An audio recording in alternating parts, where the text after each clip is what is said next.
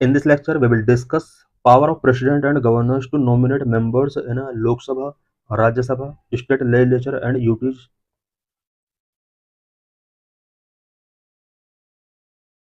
Why news? The Union Home Ministry presented an affidavit before the Jammu and Kashmir and Ladakh High Court related to LG power. Lieutenant governor की power से related union home ministry ने recently Jammu and Kashmir and Ladakh high court के before एक affidavit present किया है. It has submitted that the power of the Lieutenant Governor of Jammu and Kashmir to nominate 5 members to the Legislative Assembly of Jammu and Kashmir can be exercised by him without the aid and advice of its Council of Ministers. Union home ministry ने जो अभी affidavit present किया उस affidavit में इन्होंने कहा है कि जम्मू एंड कश्मीर के लेफ्टिनेंट गवर्नर को जो legislative assembly of Jammu and Kashmir के लिए 5 मेंबर नॉमिनेट करने की जो पावर मिली हुई है उस पावर का use lieutenant governor council of ministers के एडवाइस के विदाउट इस पर डिसीजन टेकिंग कर सकता है. इट मीन्स यहाँ पर यूनियन होम मिनिस्टर का कहना है कि Jammu and Kashmir legislative assembly के लिए जो लेफ्टिनेंट गवर्नर यहाँ पर 5 मेंबर्स नॉमिनेट करेगा उसको नॉमिनेट करने से पहले काउंसिल ऑफ मिनिस्टर्स के द्वारा एडवाइस टेकिंग करने की उसको कोई नीड नहीं है. व्हाट डज द कॉन्स्टिट्यूशन से मेंबर्स को नॉमिनेट करने से रिलेटेड कॉन्स्टिट्यूशन के अंदर क्या क्या प्रोविजंस किए गए हैं. The Indian constitution provide for nominated members in the house of parliament and state legislature. Parliament and state legislature के अंदर मेंबर्स का जो नॉमिनेशन किया जाता है प्रेसिडेंट या गवर्नर के द्वारा उससे रिलेटेड कॉन्स्टिट्यूशन के अंदर प्रोविजन किए गए हैं. The provision for nominating 2 Anglo Indian members to the Lok Sabha and 1 Anglo Indian member to the state legislative assemblies were discontinued in 2020. 2020 से पहले पार्लियामेंट के अंदर स्पेशली लोकसभा के अंदर 2 एंग्लो इंडियन मेंबर का नॉमिनेशन किया जाता था एंड स्टेट लेजिस्लेटिव असेंबलीज के लिए 1 एंग्लो इंडियन का यहाँ पर नॉमिनेशन किया जाता था. बट 2020 से इसको डिसकंटिन्यू कर दिया गया. इट मीन्स अब लोकसभा एंड लेजिस्लेटिव असेंबलीज के लिए मेंबर्स नॉमिनेट नहीं होते हैं. The Rajya Sabha has 12 nominated member. Current में राज्यसभा के अंदर प्रेसिडेंट के द्वारा 12 मेंबर नॉमिनेट किए जाते हैं. These members are nominated by the President on the aid and advice of the Union Council of Ministers. जो मेंबर्स हैं प्रेसिडेंट के द्वारा नॉमिनेट किए जाते हैं और इसके लिए यूनियन काउंसिल ऑफ मिनिस्टर्स का इसको एडवाइस टेकिंग करना होता है. इट मीन्स पार्लियामेंट के अंदर लोकसभा और राज्यसभा, लोकसभा के अंदर ये डिसकंटिन्यू हो गया है बट राज्यसभा के अंदर अभी भी 12 मेंबर्स नॉमिनेट किए जाते हैं. प्रेसिडेंट नॉमिनेट करने से पहले यूनियन काउंसिल ऑफ मिनिस्टर्स की एडवाइस टेकिंग करता है. In the 6th state with legislative councils nearly 1/6 of the members are nominated.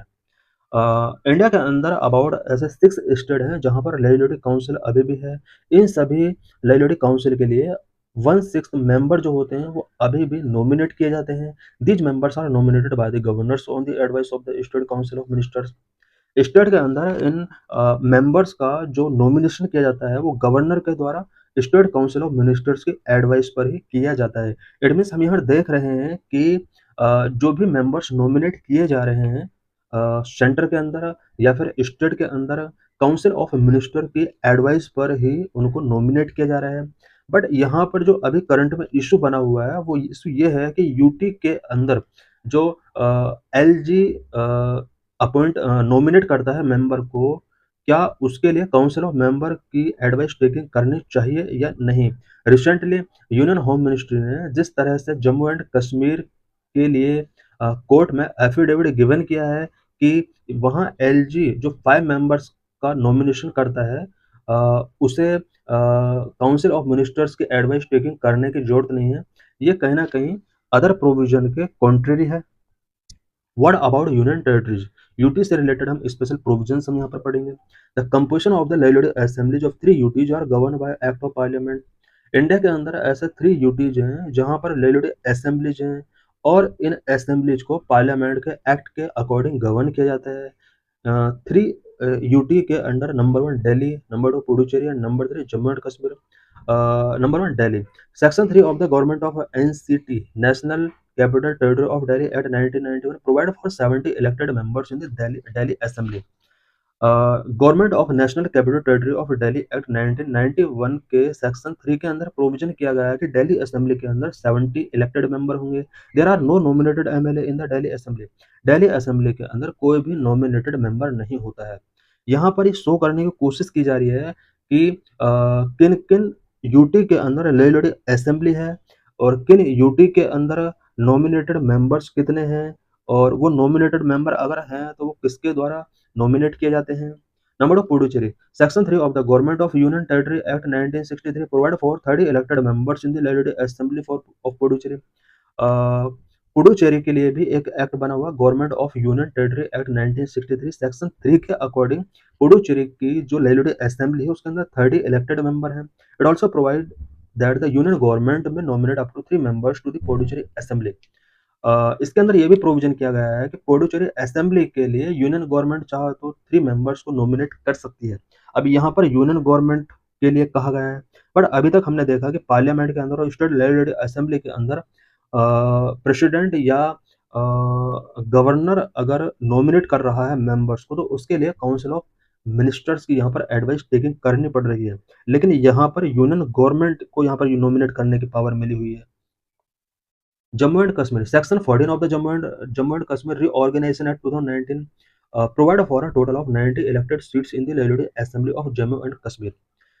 Jammu and Kashmir reorganisation act 2019 के सेक्शन 14 के अंदर प्रोविजन किया गया है कि Jammu and Kashmir legislative assembly के अंदर 90 इलेक्टेड मेंबर होंगे।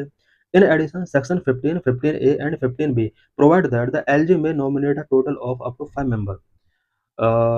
Jammu and Kashmir reorganisation act 2019 का सेक्शन 15, 15A, 15B के अंदर प्रोविजन किया गया है कि एलजी लेफ्टिनेंट गवर्नर चाहे तो 5 मेंबर्स को नॉमिनेट कर सकता है। इन 5 मेंबर में से 2 वुमेन होंगे, 2 कश्मीरी माइग्रेंट्स होंगे एंड 1 डिस्प्लेस्ड पर्सन होगा from PoK.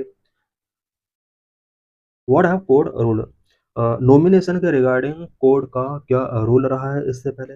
The procedure for nomination of members to the Puducherry assembly came up before the Madras high court in K Lakshmi Narayan versus union of India 2018 case. 2018 में Lakshmi Narayan versus union of India case के under Madras high court का एक decision आता है और इस decision के अंदर ये जो डिसीजन आता है मेनली मेंबर के नॉमिनेशन के लिए क्या प्रोसेस होना चाहिए उसके रिगार्डिंग डिसीजन आता है। The code upheld the power of the union government to nominate 3 members to the assembly. Specially Puducherry से रिलेटेड ये इशू था जिसके अंदर यूनियन गवर्नमेंट को यहाँ पर 5 मेंबर नॉमिनेट यूनियन गवर्नमेंट को यहाँ पर 3 मेंबर नॉमिनेट करने की जो पावर मिली हुई थी इससे रिलेटेड केस फाइल किया गया था। कोर्ट के अंदर ये पहुंचता है और कोर्ट ने यहाँ पर डिक्लेयर कर दिया है कि यूनियन गवर्नमेंट जो 3 मेंबर्स को पुडुचेरी असेंबली के लिए नॉमिनेट करती है वो सही है, इसने सही डिक्लेयर किया and that is need not be based on the advice of the UTs council of ministers. और इसके अंदर ये डिक्लेयर किया है कि काउंसिल ऑफ मिनिस्टर्स यूटी की जो काउंसिल ऑफ मिनिस्टर्स हैं उसका एडवाइस टेकिंग करने की इसमें जरूरत नहीं है। What is the concept of triple chain of command. Supreme court के द्वारा ट्रिपल चेन ऑफ कमांड का कंसेप्ट दिया गया था। वो कंसेप्ट क्या है। In the government of NCT of Delhi versus union of India 2023 case the supreme court had delved into the concept of triple chain of command that ensure democratic accountability। Triple chain of command का जो concept है ये supreme court के द्वारा 2023 में Delhi versus union of India के द्वारा दिया गया है जो कि डेमोक्रेटिक अकाउंटेबिलिटी को इंश्योर करने के लिए है। In this triple chain of a command opined that the court civil servants are accountable to ministers, ministers are accountable to the legislature, and the legislature is accountable to the electorate। Triple chain of command के का जो principal है इस principal के according supreme court ने कहा कि civil servant जो होते हैं वो मिनिस्टर्स के अगेंस्ट के लिए अकाउंटेबल हैं, मिनिस्टर्स लेजिस्लेचर के प्रति अकाउंटेबल हैं एंड लेजिस्लेचर जो है वो इलेक्टोरेट के प्रति अकाउंटेबल हैं। It therefore held that the LG is bound by the aid and advice of the Council of Ministers in all matters except where the Delhi Assembly does not have legislative power। Delhi assembly को जहां पर legislative power नहीं मिली हुई है उस matter में LG को without council of ministers advice के कोई भी डिसीजन टेकिंग करने का यहाँ पर राइट मिला हुआ है। इट मीन्स यहाँ पर कोर्ट ने कहा था कि एलजी को काउंसिल ऑफ मिनिस्टर्स की एडवाइस के अकॉर्डिंग वर्क करना होगा। ओनली वो उस मैटर पे इंडिपेंडेंट तरीके से वर्क कर सकता है जो कि दिल्ली असेंबली के लेजिस्लेटिव पावर के अंडर नहीं आते हैं। What should be done?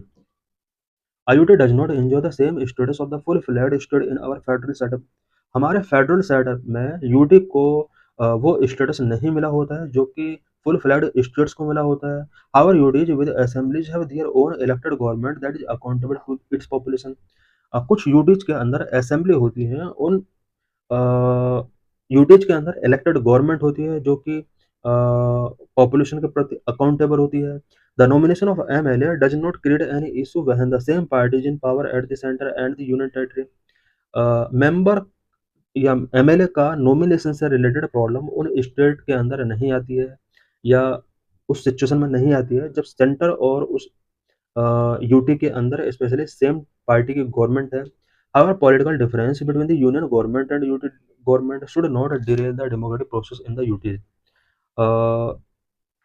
Union government और यूटी गवर्नमेंट के बीच में अगर पॉलिटिकल डिफरेंस है तो इसकी वजह से पॉलिटिकल प्रोसेस को डिरेल नहीं डेमोक्रेटिक प्रोसेस को डिरेल नहीं करना चाहिए।